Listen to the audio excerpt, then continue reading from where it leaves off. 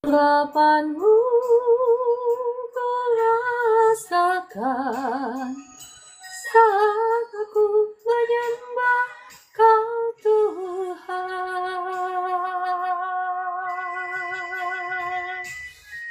Shalom bagi Bapak Ibu yang baru bergabung, selamat bergabung Kakak Maidalena, Kakak Leni.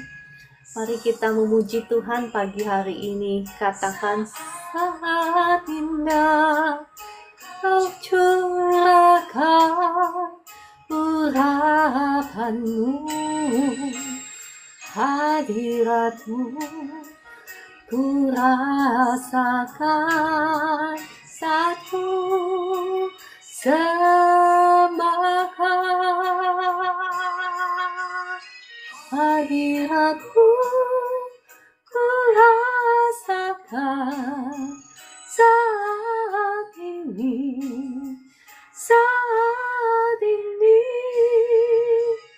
Urapanmu ku rasakan saat kami menyembah Kau Tuhan. Saat ini saat Tuhan memuji dan menyembah hadiratmu, ku rasakan saat ku sembahkan.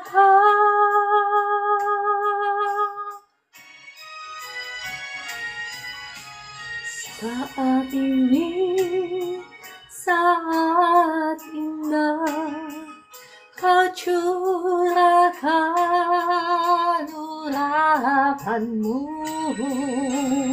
hadiratmu kami rasakan saat ku sembahkan.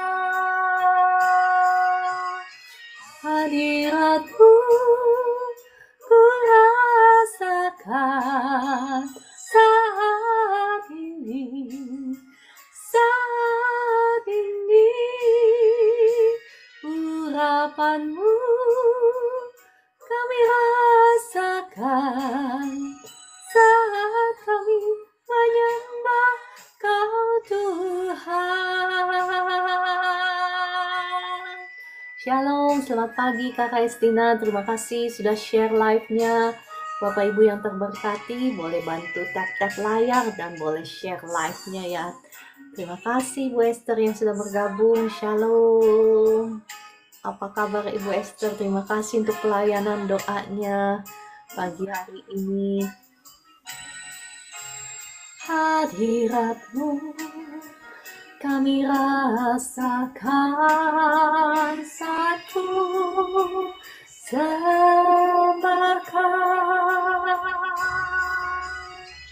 Hadiratmu ku rasakan saat ini, saat ini.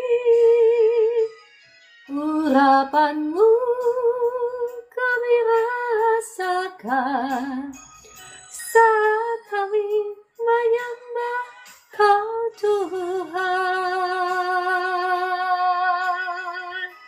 Roh Kudus, mari Engkau yang bertahta di live room ini, mari datanglah jamah dan lawat setiap anak-anak-Mu yang hadir di live room ini. Apapun keberadaan kami saat ini, mereka yang sedang berbeban berat saat ini, kuasa Tuhan mengalir membebaskan engkau. Segala kecemasan, kekhawatiran, sakit, penyakit-Mu saat ini kami ikat, kami hancurkan, kami patahkan kuasanya, kami usir keluar dalam nama Tuhan Yesus. Kuasa Tuhan mengalir, ada kebebasan, ada sukacita, ada damai sejahtera Tuhan mengalir menjamah Bapak Ibu dimanapun Kau berada saat ini. Roh Kudus, mari lawat anak-anak-Mu, lawat dengan kasih sayang-Mu, turun atas setiap Bapak Ibu yang ada di live room ini. dalam nama Tuhan Yesus.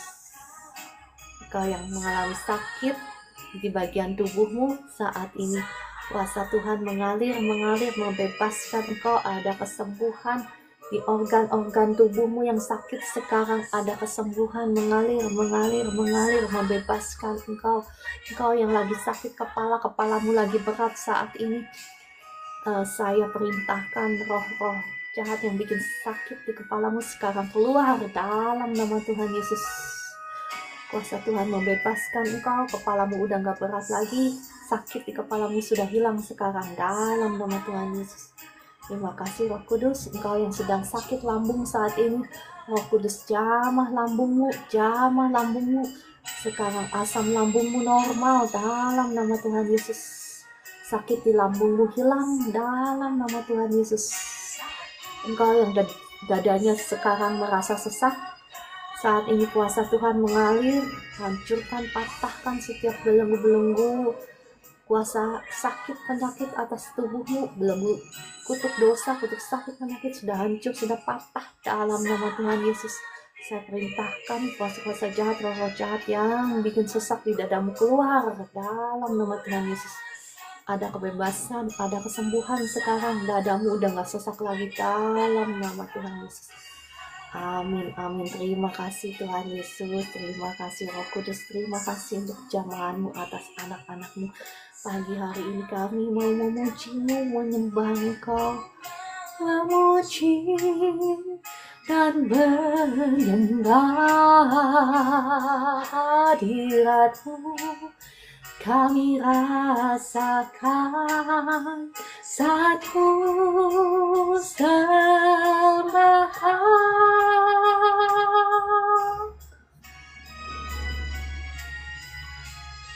Saat ini saat indah, curahkan urapan-Mu, hadirat-Mu. Kami rasakan satu sembahkan hadirat-Mu. Ku rasakan saat ini, urapan-Mu.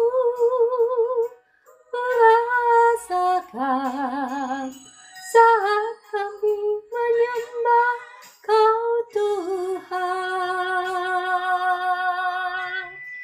Terima kasih Roh Kudus, Engkau sudah hadir di live room ini, Engkau sudah menjamah melawat anak-anak-Mu.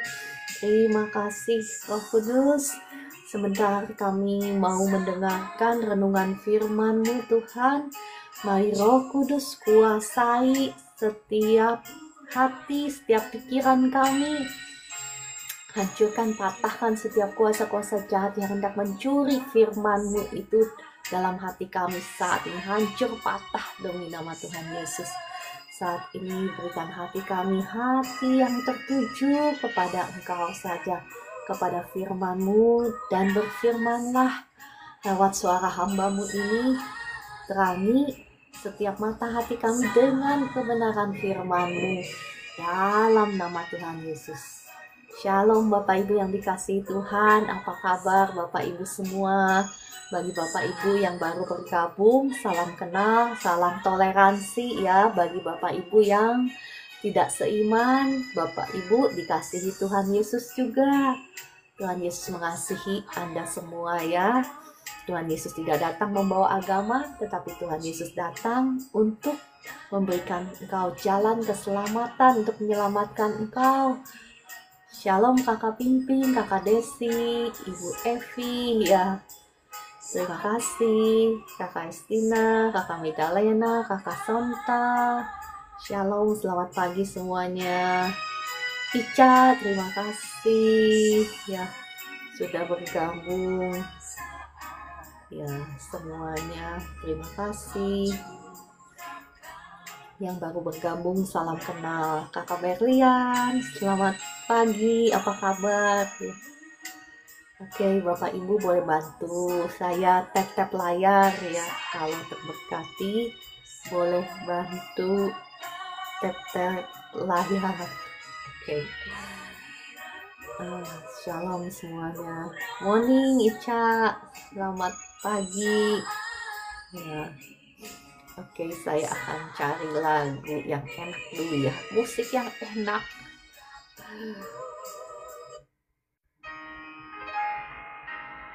Bentar ya.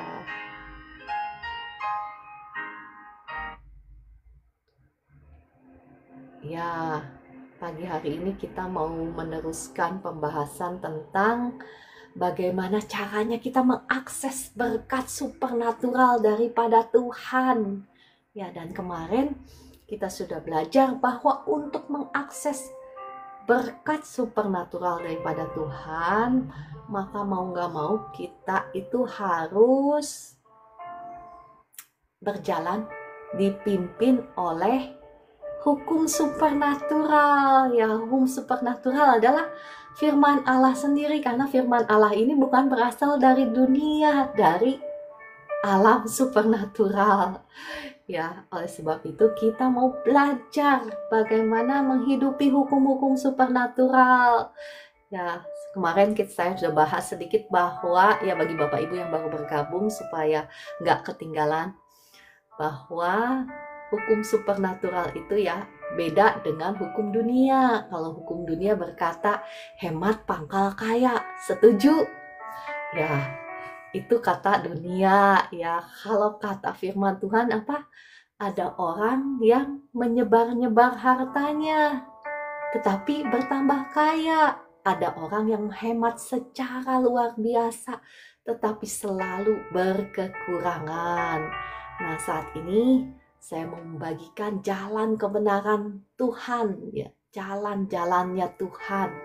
Kita bukan hanya mau melihat bagaimana mukjizatnya, pekerjaannya yang luar biasa, tetapi kita mau mengenal seperti apa sih jalan-jalannya, dan kita mau hidup di dalamnya supaya kita sampai kepada rencana Tuhan atas hidup kita, rencana yang mendatangkan kepada setiap kita damai sejahtera ya. Damai itu berarti dalam bahasa aslinya itu komplit ya, kita tidak kekurangan sesuatu pun yang baik. Ada perlindungan, ada kesehatan, ada kesejahteraan, ada kemakmuran, termasuk di dalamnya. Ya, kakak Pingping itu kata dunia ya, kita nggak mau kata dunia, kita mau ikut kata Tuhan. Oke, kita lanjut ya. Kemarin kita juga sudah membahas Tuhan bukan hanya melihat pemberian kita, tetapi Tuhan melihat mengapa kita memberi itu sangat penting. Motif kita memberi itu penting sekali. Jadi bukan transaksional ya, saya memberi supaya saya dapat begini-begini 100 kali lipat. Ya boleh, nggak apa-apa, itu janji firman Tuhan. Tetapi Tuhan lebih memperhatikan motif kita, kenapa kita memberi. Kemarin saya ada bagi dua, yakni kita memberi kepada Tuhan dan kepada pekerjaannya, kepada orang-orang kudusnya, dan kedua kepada orang-orang susah di sekeliling kita. Dan kemarin saya juga sempat membahas memberi karena apa? Kepada Tuhan itu karena ungkapan kasih kita kepada Tuhan, ungkapan penghormatan kita kepada Tuhan, ungkapan syukur kita kepada Tuhan, ungkapan bahwa kita meletakkan iman, kepercayaan kita kepada Tuhan, bukan kepada mamon, tetapi kepada Tuhan. Kita percaya bahwa Tuhanlah yang memelihara kehidupan kita, dan bukan hasil usaha kita sendiri. Walaupun memang kita harus bekerja, nanti ya besok-besok kalau sempat, atau hari ini kalau sempat, saya akan bahas lebih lanjut, bukan hanya saja hukum supernatural. Ya, hukum supernatural sih yang backing, yang mensupport kebenaran itu ya. Tetapi ada hal-hal, bagian-bagian di mana kita harus lakukan di dalam pekerjaan kita yang sesuai dengan hukum firman Tuhan, supaya kita bisa diberkati ya. Oke, kita lanjut. Kemarin kita bahas sampai mana ya? Oke, sebentar saya lihat catatan saya dulu. Sampai mana sih saya bahas kemarin? Oke, kayaknya sampai kepada kemarin saya bahas, bentar ya, ya, hmm, ya mengandung. Oke, kemarin saya bahas sampai persepuluhan kayaknya ya. Ya, terima kasih Kakak Estina. Kakak Estina ini luar biasa. Rajin, semangat mencari Tuhan. Ya, puji Tuhan, Tuhan memberkati Kakak Estina. Oke, sampai kepada Kejadian 15 ya, itu tentang apa ya, saya lupa. Mohon maaf ya, saya ini suka lupa. Oh iya, tentang perpuluhan. Benar, terima kasih Kakak Estina. Jadi kalau ada orang-orang yang berkata perpuluhan itu kan perjanjian lama, bukan perjanjian baru. Nah, orang-orang tersebut, mohon maaf ya, saya menghargai setiap doktrin, tetapi saya mengajak Bapak Ibu semua yang ikut live saya supaya ikut cerdas, betul. Ada begitu banyak pilihan ya Bapak Ibu, bisa ikut siapa saja di sana, di luar sana, dan saya menghormati semua hamba Tuhan. Saya menghormati, saya menghargai, dan saya percaya Tuhan pakai semua hamba Tuhan dengan caranya Tuhan untuk memberkati anak-anaknya, karena setiap orang diberi talenta yang berbeda. Tetapi saya mengajak setiap Bapak Ibu yang ikut saya untuk ikut cerdas. Kita mau mengerti kebenaran firman Tuhan ya.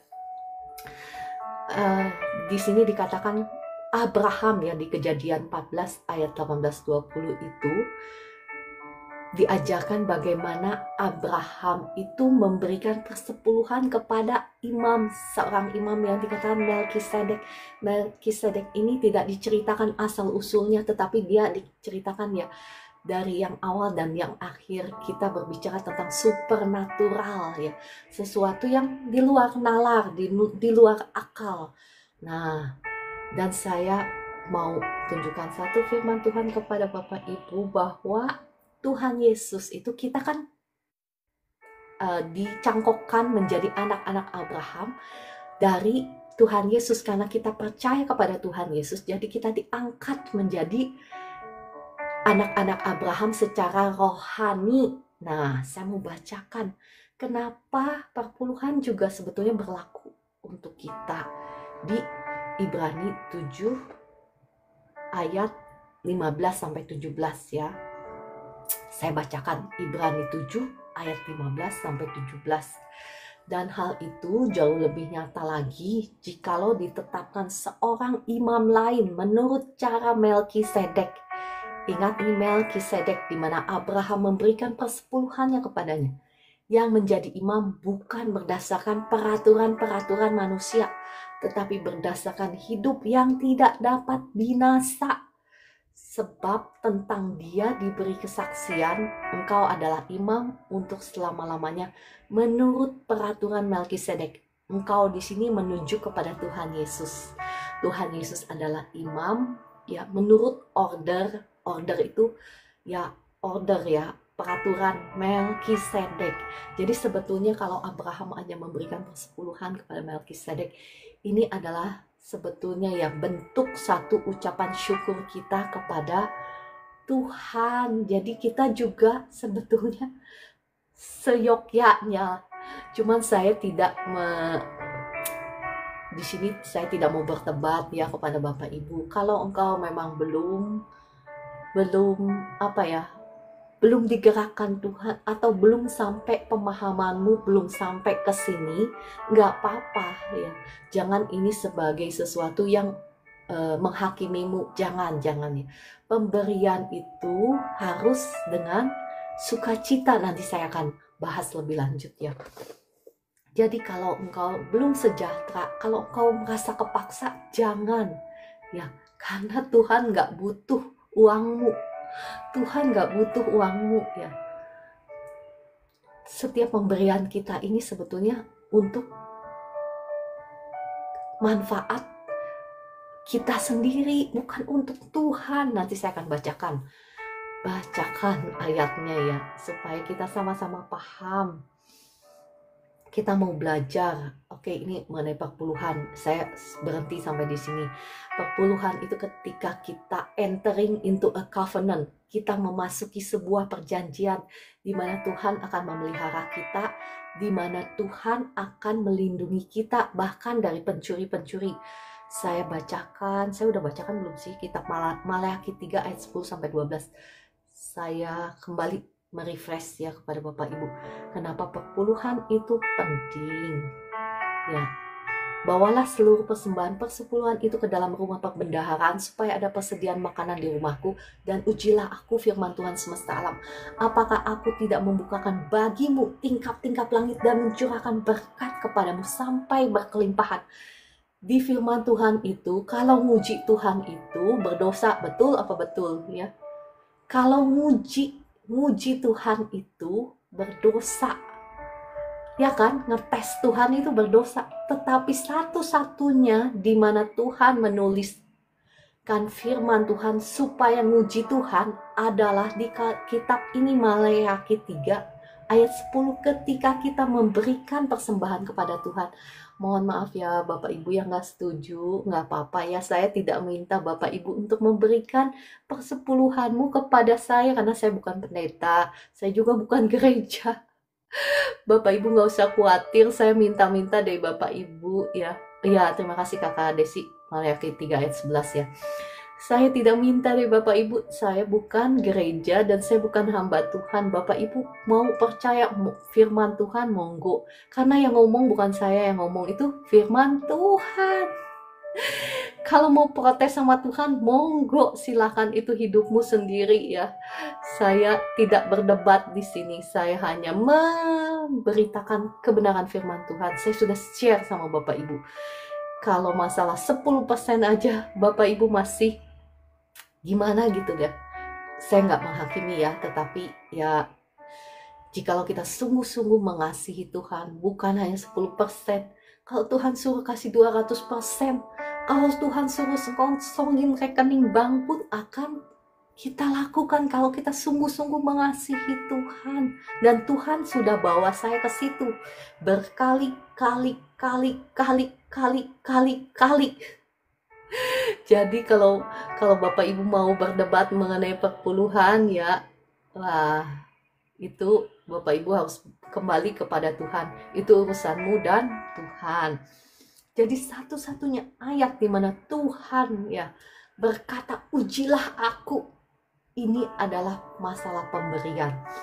Dan Tuhan katakan apa? Apakah aku tidak membukakan bagimu tingkap-tingkap langit dan mencurahkan berkat kepadamu sampai berkelimpahan?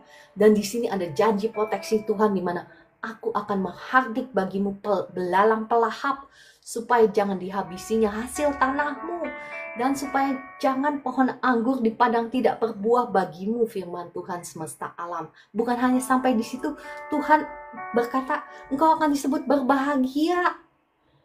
Ya, luar biasa janji Tuhan ini buat kita semua. Mungkin engkau seringkali berpikir, kalau saya kasih, saya nggak cukup buat diri saya sendiri. Saya udah pernah saksikan ya kemarin bagaimana ketika bisnis saya kolaps ya.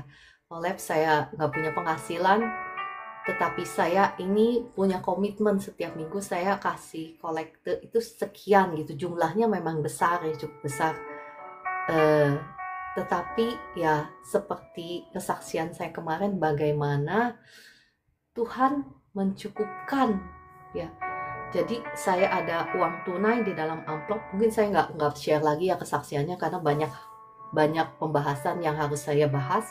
Tetapi saya bisa saksikan bagaimana Tuhan itu setia.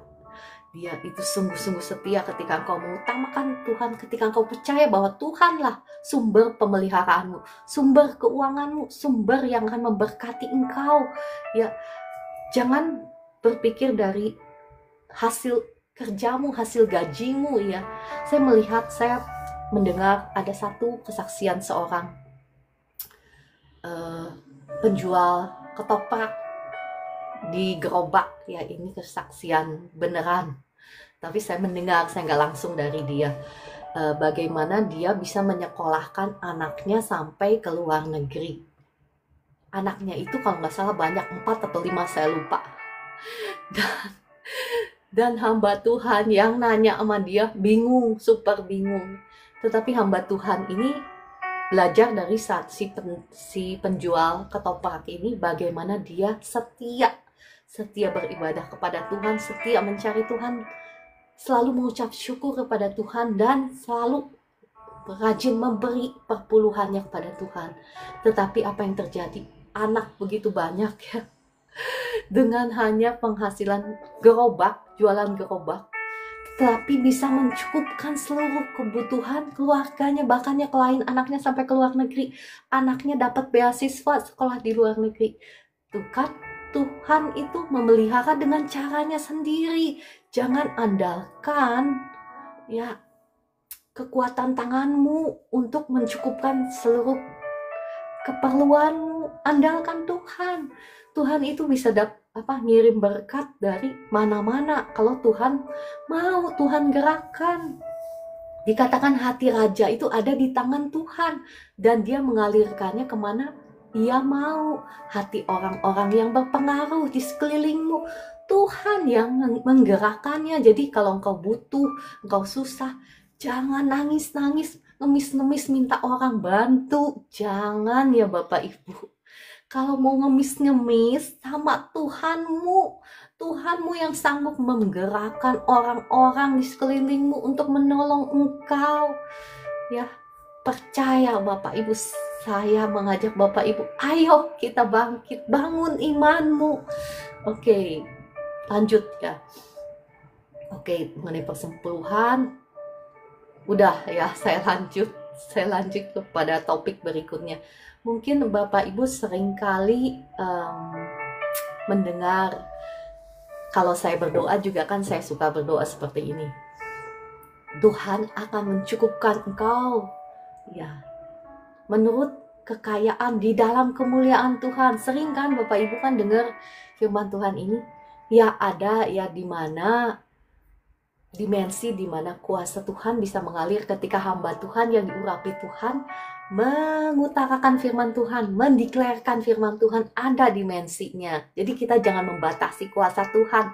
Kuasa Tuhan itu bisa diakses dari berbagai macam dimensi. Ada dimensi di mana kita mendeklar bahwa Tuhan Yesus sudah mati di kayu salib, sudah membayar setiap harga dari kutuk dosa kita, dari kutuk kutuk dosa, kutuk sakit penyakit, kutuk penghalang berkat kita.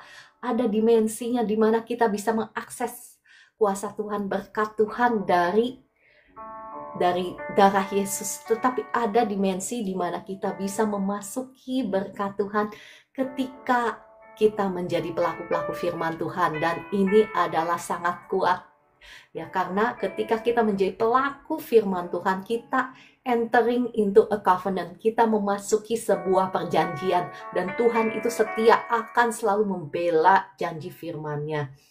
Ya, saya mau mengajak Bapak Ibu melihat dari Filipi 4 ya. Filipi 4 ayat 17 sampai 19. Sebelum saya bacakan firman Tuhan ini, saya mau menceritakan sedikit ya. Ini adalah Paulus menuliskan surat ya kepada jemaat di Filipi tentang bagaimana jemaat di Filipi ini selalu mensupport Paulus dalam pemberitaan Injilnya ketika dia belum dikenal ya, ketika dia menginjil di Makedonia, di mana-mana, ketika nggak ada seorang pun yang mensupport dia secara finansial. Nah, jemaat di Filipi ini mensupport dia. Ya, saya bacakan Filipi 4 ayat 17 sampai 19. Tetapi yang kuutamakan, ini kata Paulus ya kepada jemaat di Filipi, yang kuutamakan itu bukanlah pemberian itu, bukan pemberian jemaat di Filipi, melainkan buahnya. Buahnya ini perhatikan, yang makin memperbesar keuntunganmu, bukan keuntungannya Paulus loh. Kita perhatikan Paulus kan yang diberikan, Paulus yang disupport secara finansial. Tetapi di sini kita perhatikan ya, keuntungan siapa? keuntungan orang-orang yang memberi, jemaat di Filipi yang memberi ini. Dikatakan, kini aku telah menerima semua yang perlu daripadamu, malahan lebih daripada itu. Aku berkelimpahan. Sebentar ya, ada gangguan sebentar. Oke. Sebentar. Oke. Ya, dikatakan malahan lebih daripada itu aku berkelimpahan karena aku telah menerima kirimanmu dari Epafroditus, suatu persembahan. Dikatakan apa? Suatu persembahan yang harum, suatu korban yang disukai dan yang berkenan kepada Allah. Maka dikatakan apa? Allahku akan memenuhi segala keperluanmu menurut kekayaan dan kemuliaannya dalam Kristus Yesus. Jadi sebelum Paulus mengatakan bahwa Allahku akan memenuhi segala keperluanmu menurut kekayaan dan kemuliaannya dalam Kristus Yesus, kita mau lihat bahwa sebelumnya itu ya ada latar belakangnya jemaat di Filipi ini, mereka selalu mendukung Paulus dalam pekabaran Injil. Jadi Tuhanlah yang berkewajiban. Tuhan berkewajiban untuk memelihara kehidupan mereka. Masih ingat ayat firman Tuhan? Janganlah kamu khawatir ya, janganlah mencari apa yang kau makan, janganlah khawatir akan apa yang kau makan, minum, dan pakai. Mohon maaf ya belepotan, karena saking semangatnya mau memberitakan firman Tuhan, jadi belepotan. Ya, karena ya semuanya itu dicari oleh bangsa-bangsa yang tidak mengenal Tuhan. Tetapi engkau dan saya ini termasuk yang ngomong, carilah dahulu kerajaan Allah dan kebenarannya. Kita mau melihat pelebaran kerajaan Allah di dunia ini, dan itu tidak bisa tanpa pengabaran Injil. Kenapa? Oleh sebab itu ya, pesan-pesan tentang persembahan ya, ini sangat ditentang oleh Antikris. Kenapa? Karena mereka tahu bahwa ini sebetulnya ya akan melebarkan kerajaan Allah di dunia. Itu pertama. Kedua, ini akan memberkati kehidupan anak-anak Tuhan. Dan ketika anak-anak Tuhan diberkati apa? Mereka juga punya uang untuk mensupport pekerjaan Allah di muka bumi ini. Oleh sebab itu, mengapa pesan-pesan berkat Tuhan seperti ini sangat ditentang oleh ya kuasa-kuasa gelap, karena mereka tidak ingin melihat anak-anak Tuhan itu prosper, anak-anak Tuhan itu diberkati. Mereka ingin melihat anak-anak Tuhan hidup susah melarat. Kenapa? Mereka ujung-ujungnya nyalahin Tuhan. Oh, Tuhan gak baik, misal ya. Itu yang mereka kehendaki. Tetapi saya di sini mau mengabarkan kebenaran firman Tuhan. Ya, Bapak Ibu bisa menilai sendiri apa yang saya katakan itu dari saya sendiri atau dari firman Tuhan. Ayo. Dari firman kan yang saya bagikan, yang saya saksikan ini bukan dari saya sendiri, dan saya tidak punya kepentingan sama sekali untuk untuk menerima gift dari Bapak Ibu yang mungkin follow saya ya, yang tahu saya pasti tahu berapa banyak mungkin saya seringkali memberikan gift kepada hamba-hamba Tuhan. Ya, walaupun saya juga share firman Tuhan, tetapi berapa banyak gift yang saya berikan. Mungkin Bapak Ibu ada yang tahu ya. Ya, oke, kita lanjut. Oke. Dikatakan bahkan di kitab Matius 10 ayat 42. Barang siapa memberi air sejuk secangkir saja pun kepada salah seorang yang kecil ini, karena ia muridku, aku berkata kepadamu, sesungguhnya ia tidak akan kehilangan upahnya daripadanya.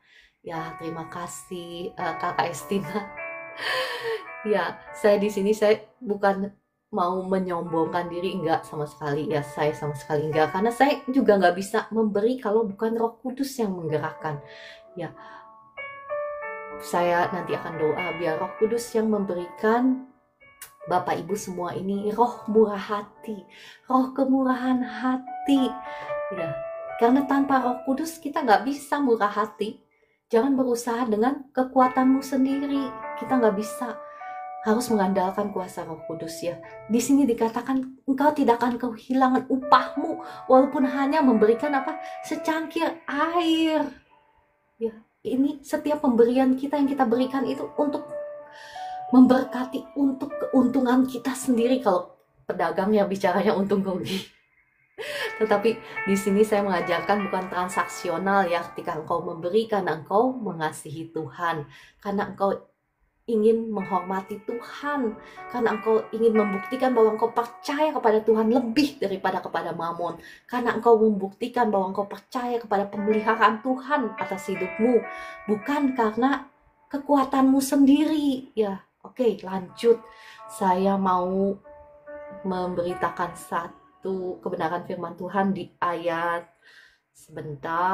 di ayat 2 Korintus 8 ayat 1 sampai 5. Terima kasih Kakak Joy yang sudah memberi topik. Oke, dari 2 Korintus 8 ayat 1 sampai 5. Ini menceritakan tentang ada satu jemaat yang benar-benar susah sekali ya di sini. Saya bacakan ya. Oke, jemaat yang sangat susah tetapi mereka sangat murah hati dalam pemberian. Jadi masalah murah hati itu bukan karena miskin atau kaya. Ada orang kaya yang sangat pelit. Jadi ini kita tidak berbicara tentang kekayaan kita ya, tetapi berbicara tentang hati. Sekali lagi saya bacakan 2 Korintus 8 ayat 1 sampai 5. Saudara-saudara, kami hendak memberitahukan kepada kamu tentang kasih karunia yang dianugerahkan kepada jemaat-jemaat di Makedonia. Selagi dicobai dengan berat dalam pelbagai penderitaan, sukacita mereka meluap, dan meskipun mereka sangat miskin, namun mereka kaya dalam kemurahan. Aku bersaksi bahwa mereka telah memberikan menurut kemampuan mereka, bahkan melampaui kemampuan mereka. Dengan kerelaan sendiri mereka meminta dan mendesak kepada kami supaya mereka juga beroleh kasih karunia untuk mengambil bagian dalam pelayanan kepada orang-orang kudus. Mereka memberikan lebih banyak daripada yang kami harapkan. Mereka memberikan diri mereka, perhatikan, pertama-tama kepada Allah, kemudian oleh karena kehendak Allah juga kepada kami. Seseorang tidak akan bisa memberi dari koceknya kalau dia belum terlebih dahulu memberi dirinya kepada Tuhan. Ya, Tuhan mendidik saya waktu awal itu ya, memberikan diri saya terlebih dahulu ya. Mempersembahkan tubuh, jiwa, roh saya di mezbah Tuhan. Tuhan, ini hidupku. Apa yang kau mau aku lakukan, maka aku lakukan. Kalau engkau mau meminta kocekku, ya aku berikan juga. Itu adalah persembahan. Dan seseorang tidak akan mungkin ya rela memberikan koceknya kepada Tuhan kalau dia belum memberikan dirinya kepada Tuhan terlebih dahulu. Kita harus memberikan diri kita terlebih dahulu. Mau menjadi persembahan yang hidup, yang berkenan kepada Tuhan. Ketika engkau memberikan hatimu kepada Tuhan, maka baru engkau bisa memberikan segala sesuatu yang ada padamu kepada Tuhan dengan sukacita, dengan limpahnya. Ya, saya mau memberikan satu kesaksian seorang hamba Tuhan di Amerika. Saya lupa ya, ini sebetulnya bukan Kenneth Copeland. Kenneth Copeland itu terkenal sekali, dia pastor yang sangat diberkati Tuhan. Tetapi saya mau mensaksikan, kalau nggak salah teman baiknya Kenneth Copeland itu diberkati Tuhan secara luar biasa. Pokoknya luar biasa sekali. Nah, saya mendengarkan kesaksiannya dia waktu awal. Dia dipanggil Tuhan, dia dijamah oleh Tuhan, dia bertobat kepada Tuhannya. Bertobat, dia itu seorang penyanyi, saya lupa namanya, tapi teman baiknya Kenneth Copeland. Nah, dia bertobat, dia datang kepada Tuhan, dia pikir ketika mau jadi orang Kristen, mau bertobat sungguh-sungguh, dia itu harus menyerahkan semuanya. Nah, itu juga sih sebetulnya yang saya lakukan kepada Tuhan waktu sungguh-sungguh saya bertobat ya. Tuhan yang suruh, bukan saya. Ya, itu juga yang dilakukan oleh teman baiknya itu. Jadi dia bertobat dari penyanyi di Amerika, ya, dari penyanyi, kemudian dia serahkan semua uangnya kepada gereja. Sampai-sampai malam itu dia mau makan, nggak ada makanan. Akhirnya dia bingung, nggak ada makanan. Tiba-tiba teman baiknya ngajak dia makan, ditraktir lah sama teman baiknya itu. Kemudian setelah itu ya ada caranya Tuhan ya memelihara dia sehingga dia tidak kekurangan, sehingga dia bisa makan, dan dia menyerahkan dirinya menjadi hamba Tuhan. Dan kemudian satu waktu dia dikasih penglihatan gitu, waktu dia ya dalam doanya dia dikasih penglihatan bagaimana dia melihat pesawat terbang ya melintas di kepalanya. Dan saat itu dia berkata, saat itu dia diberitahu bahwa dia itu akan memiliki pesawat terbang. Pada saat itu dia nggak punya apa-apa. Dan tahu nggak apa yang terjadi Bapak Ibu? Hari ini dia menjadi orang yang sangat kaya. Dia punya jet pribadi ya. Itu teman baiknya Kenneth Copeland. Kenneth Copeland pun diberkati Tuhan secara luar biasa. Dan dia itu memang jor-joran dalam memberi kepada pekerjaan Tuhan, itu jor-joran sekali ya.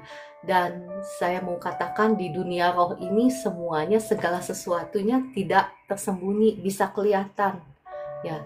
Saya mau saksikan ya, panjang sebetulnya, sudah pukul 4.43. Sebetulnya saya mau membahas memberi kepada sesama, mungkin memberi kepada sesama besok lagi ya. Ya, dan Kenneth Copeland itu juga ya dikenal sebagai orang yang sangat murah hati, sangat murah hati. Dia tidak berhitung ketika dia memberi, ya memberi kepada pekerjaan Tuhan ataupun kepada sesama. Dan hamba-hamba Tuhan yang diurapi Tuhan, yang punya karunia ya, ketika mereka melihat orang yang murah hati ya, itu kelihatan, gak bisa bohong.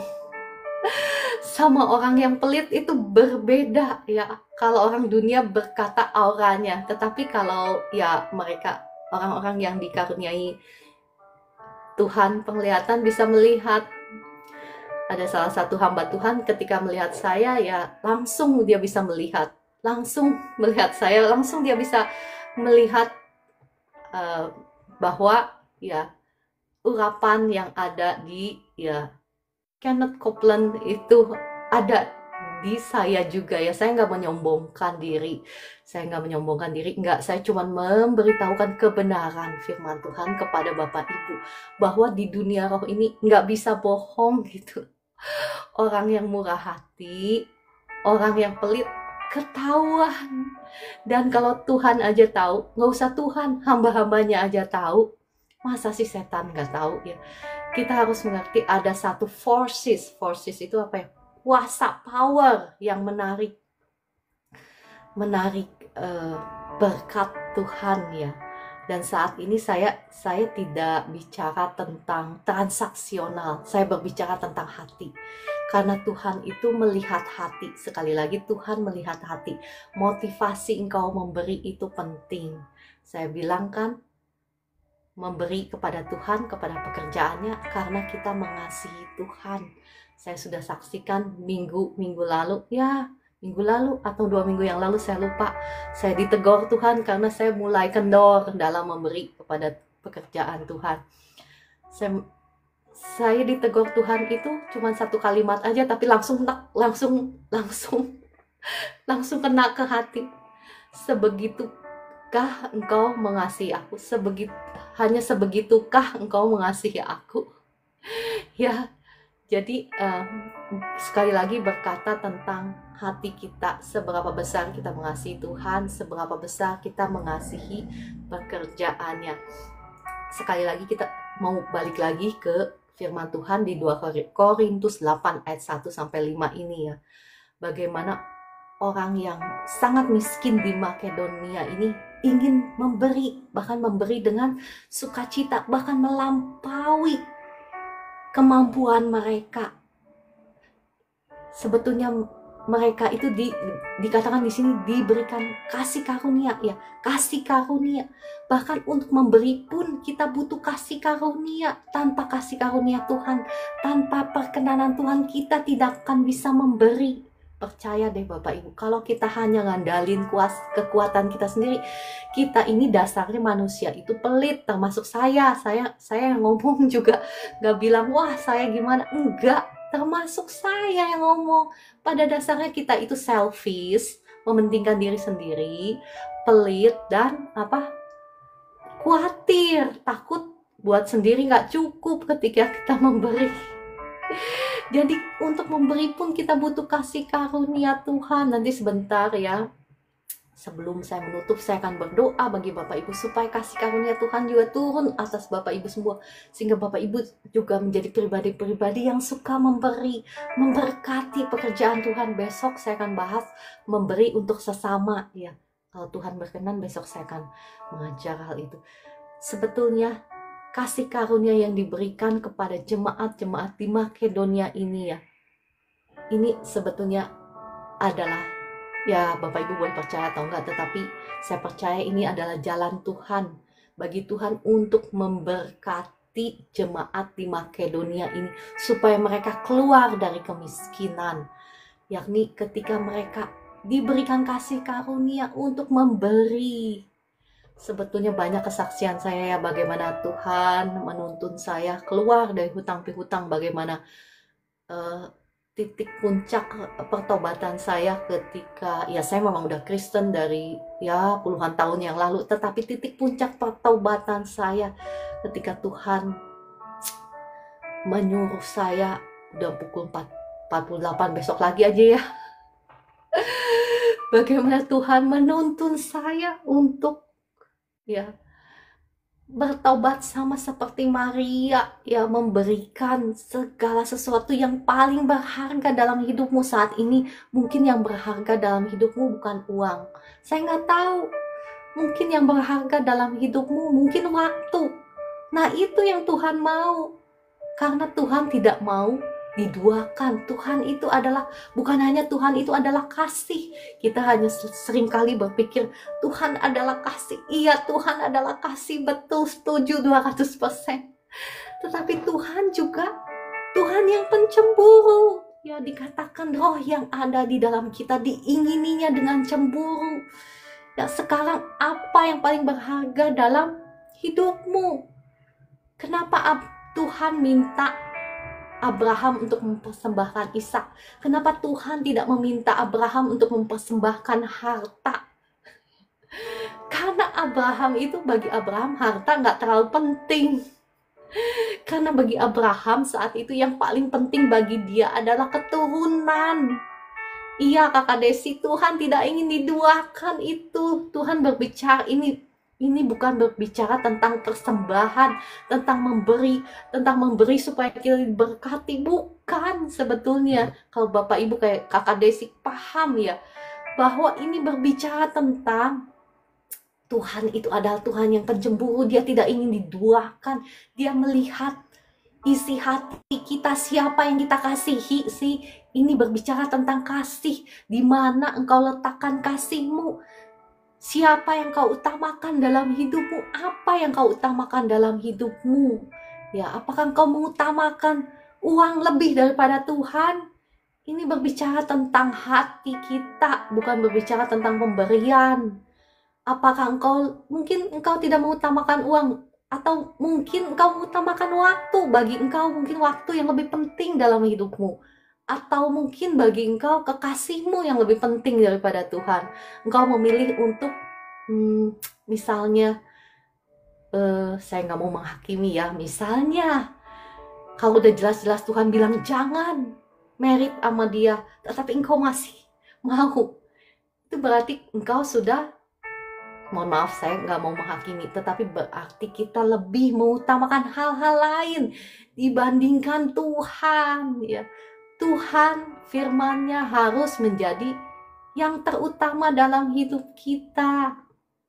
Nanti besok-besok kalau Tuhan berkenan, saya akan menyaksikan dosa yang paling Tuhan benci itu apa ya. Dan Ketika kita berdosa dalam hal ini, maka sama halnya seperti bangsa Israel. Mereka itu diserahkan kepada musuhnya. Mereka itu ya dibuat menjadi miskin, susah, melarat. Ya, karena dijajah oleh musuh-musuhnya. Demikian pula kita, Bapak, Ibu, dan saya yang hidup di zaman ini.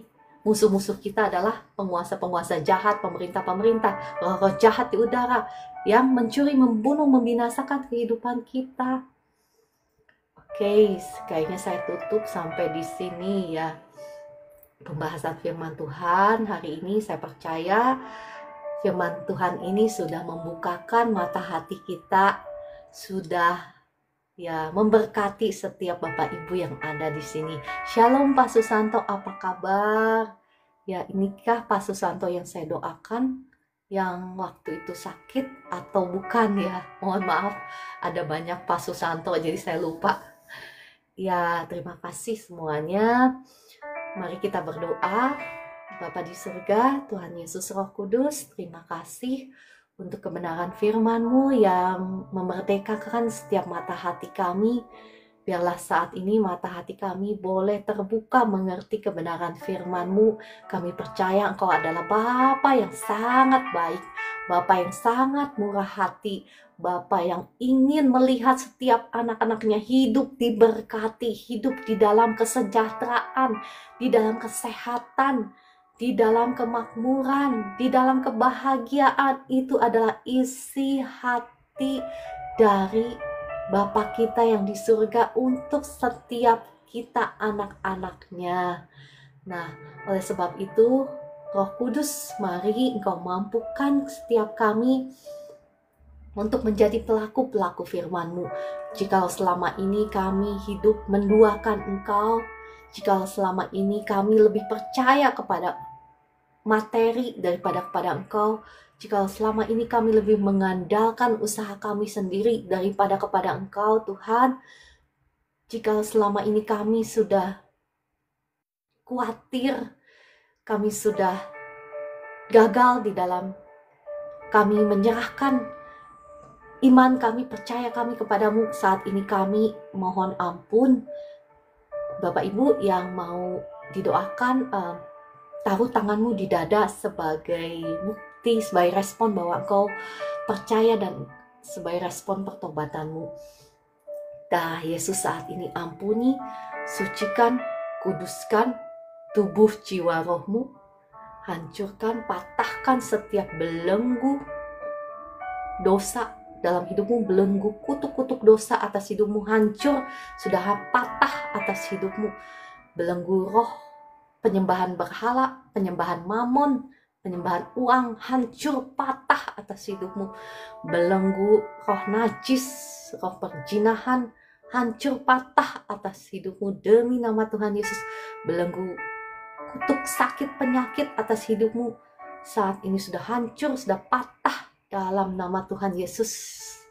Setiap roh-roh jahat, roh kutuk, saya usir keluar. Roh sakit penyakit, saya usir keluar dalam nama Tuhan Yesus.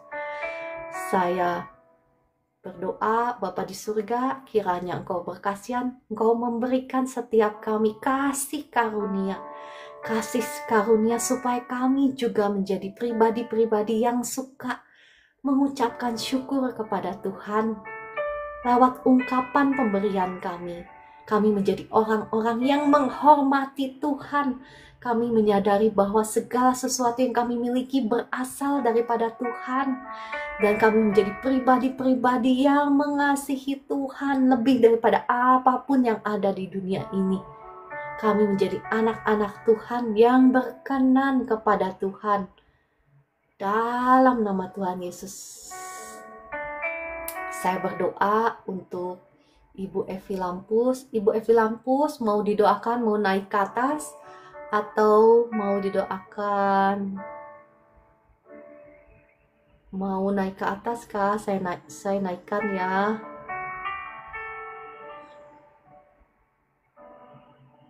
Ya, saya juga melepaskan berkat atas Bapak Ibu semua. Berkat untuk lumbung-lumbungmu, berkat untuk pekerjaanmu, untuk usahamu. Diberkati Tuhan dalam nama Tuhan Yesus. Shalom Bu Evi, apa kabar?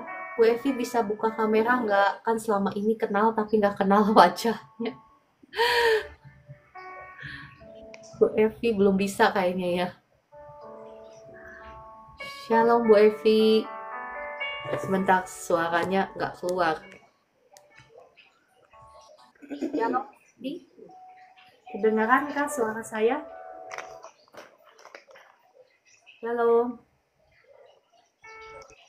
Bu Evi. Terdengarkah suara saya? Shalom Bu. Iya, Bu Evi. Gimana ya? Ya. Apa kabar Ibu? Bisa buka kameranya? Bingung. Saja sih kenal aja lagi ndak bagus ini Oh Bu. iya, nggak apa-apa, nggak apa-apa. Iya. Nggak apa-apa, saya Bingung. nggak apa-apa, nggak masalah. Kita berdoa ya buat Ibu Evi Ya, ya. ya Bu. Sekarang apa yang Bu Evi rasakan, sakit di mana Bu? Sakitnya di perut kiri bawah sampai ke pinggang. Oh, sampai ke pinggang. Oke. Kita berdoa ya. Bapa di surga, mohon belas kasihan-Mu atas Ibu Evi Lampus saat ini. Roh Kudus, mari kiranya Kau jamah hatinya Ibu Evi Lampus, segala kepahitan, segala kebencian saat ini saya hancurkan, saya patahkan kuasanya atas Ibu Evi Lampus. Saya cabut semua roh kepahitan, roh kebencian, roh sakit hati. Saya cabut keluar semua sampai ke akar-akarnya, saya buang ke laut dalam nama Tuhan Yesus. Saat ini darah Yesus mengampuni, menyucikan, menguduskan tubuh, jiwa, rohnya Ibu Evi Lampus. Hancurkan, patahkan setiap belenggu, kutuk dosa, kutuk sakit penyakit. Saat ini sudah hancur, sudah patah atas Ibu Evi Lampus dalam nama Tuhan Yesus. Setiap roh jahat, roh sakit penyakit, saya perintahkan sekarang keluar semuanya. Keluar dari Ibu Evi dalam nama Tuhan Yesus. Tubuh, jiwa, rohnya Ibu Evi Lampus sudah menjadi milik Tuhan Yesus. Yang sudah diampuni, yang sudah disucikan, yang sudah dikuduskan. Saya memberkati Ibu Evi Lampus dengan kasih Tuhan, kasih Tuhan. Mari Roh Kudus, kasih Tuhan dinyatakan di sekarang memenuhi hati dan pikirannya Ibu Evi Lampus. Kasih sukacita Tuhan, damai sejahtera Tuhan memenuhi hati dan pikirannya Ibu Evi. Dalam nama Tuhan Yesus. Segala kepahitan, segala air mata diubah menjadi sukacita, menjadi damai sejahtera Tuhan. Semua air matamu akan dirubah menjadi sorak-sorai. Aminkan Ibu Evi dalam nama Tuhan Yesus. Semua kain kabungmu akan dirubah menjadi sorak-sorai dalam nama Tuhan Yesus. Segala kemalanganmu menjadi keberuntungan dalam nama Tuhan Yesus. Segala duka citamu menjadi tari-tarian dalam nama Tuhan Yesus. Roh Kudus jamah Ibu Evi saat ini, jamah Ibu Evi. Jamah lebih dahsyat lagi, Roh Kudus, penuhi Ibu Evi dengan kasih-Mu, dengan sukacita surgawi saat ini. Segala kuasa-kuasa jahat sekarang aku perintahkan keluar dari Ibu Evi. Engkau sudah tidak punya hak lagi atas Ibu Evi Lampus dalam nama Tuhan Yesus. Kuasa Tuhan menjamah perut bagian bawahnya. Sekarang yang sakit sembuh, sakitnya aku perintahkan keluar dalam nama Tuhan Yesus. Engkau sudah tidak punya hak lagi atas Ibu Evi Lampus. Darah Yesus sudah menebus Ibu Evi. Oleh kuasa darahnya, oleh bilur darahnya, Ibu Evi sudah sembuh sekarang. Sekarang sakit di perutnya sembuh dalam nama Tuhan Yesus. Sakit di pinggang dan sampai ke kakinya, sekarang saya perintahkan sakitnya keluar dalam nama Tuhan Yesus. Kau tidak punya hak lagi atas Ibu Evi. Sekarang kuasa Tuhan mengalir, menyembuhkan sakit di pinggangnya. Sakit di pinggangnya sembuh, sakit di kakinya sembuh. Dalam nama Tuhan Yesus. Terima kasih Roh Kudus, terima kasih Engkau sudah menjamah Ibu Evi, jamah lebih dahsyat lagi dari ujung kepala sampai ujung kakinya. Sekarang Engkau yang mengetahui segala keberadaan Ibu Evi, Engkau yang mengetahui segala pergumulannya, Engkau yang sangat mengasihi Ibu Evi, Engkau yang menanggung bebannya, Engkau juga yang menanggung air matanya, Engkau yang tahu, Engkau yang menanggung, Engkau yang menaruhnya di dalam kirbat-Mu, dalam nama Tuhan Yesus. Dalam nama Yesus. Terima kasih Roh Kudus, terima kasih Tuhan Yesus. Ibu Evi, apa yang Ibu rasakan setelah didoakan? Ini sudah mendingan. Terima kasih, puji Tuhan. Tuhan sudah jamah. Oh iya, puji Tuhan. Jadi perutnya gimana? Udah nggak sakit? Iya, ini sampai ke pinggang tadi memang sakit. Sementara tadi live dengar firman sakit, tapi ini puji Tuhan dengan doanya dan semua yang ada di room ini, puji Tuhan, sakitnya sudah hilang. Puji Tuhan ya. Oke. Tuhan Yesus sayang Ibu Evi. Ibu Evi. Amin, amin, amin. Tuhan Yesus tahu, ketahuilah bahwa Engkau tidak menanggung bebanmu sendiri. Ada Tuhan Yesus yang menanggung bebanmu ya. Semangat Bu Evi. Amin, terima kasih semua. Terima kasih. Oke, saya disconnect ya. Mohon izin. Ya, iya, makasih. Oke. Puji Tuhan. Puji Tuhan, Tuhan Yesus sayang sama Bapak Ibu semua. Untuk Kakak Wulan, suaminya apakah ada di live room ini sehingga kita bisa panggil untuk doakan ya. Terima kasih Kakak Estina, terima kasih Kakak Maidalena, Kakak Pimping. Terima kasih. Untuk Ica, terima kasih. Ya. Untuk Ibu Sonya, ya. Oke, kalau tidak ada saya akan Bu Esternya kemana hilang? Saya akan mengajak Bapak Ibu untuk kita naikkan satu pujian dan kita declare memasuki hari yang baru ini, kita menaikkan pujian kemurahan Tuhan seperti biasa ya. Dan kita mau doa-doa deklarasi tentang kemurahan Tuhan. Oke. Yang mana ya lagunya? Sebentar, lagunya banyak, saya bingung. Kemurahan-Mu lebih dari hidup, kemurahan-Mu lebih dari hidup, kemurahan-Mu lebih dari hidup, maka lidahku memuji Engkau, kemurahan lebih dari hidup, murahan-Mu lebih dari hidup, kemurahan-Mu lebih dari hidup, maka lidahku memuji Engkau, kemurahan-Mu lebih dari hidup. Terima kasih Bapa di surga, terima kasih Tuhan Yesus, terima kasih Roh Kudus untuk hari yang baru yang Kau berikan bagi setiap kami.